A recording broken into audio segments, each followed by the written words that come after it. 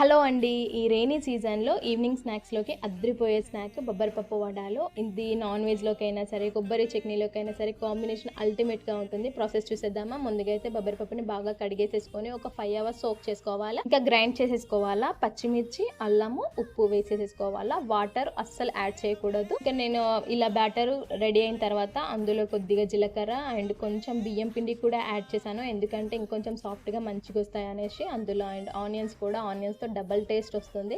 అస్సలు స్కిప్ చేయకండి ఆనియన్స్. చాలా బాగొస్తుంది ఆనియన్స్‌తో టేస్ట్. అండ్ కొత్తిమీర కూడా యాడ్ చేసేసుకొని హాండ్స్‌తో ఇలా వడ షేప్‌లో చేసేసుకొని హాట్ ఆయిల్‌లో ఫ్రై చేసేసుకోవాలా. గోల్డెన్ బ్రౌన్ కలర్‌లో క్రిస్పీగా ఫ్రై చేసుకుంటే రియల్లీ చాలా బాగొస్తుంది. ఔట్ సైడ్ క్రంచీగా, ఇన్‌సైడ్ సాఫ్ట్‌గా ఉంటాయి.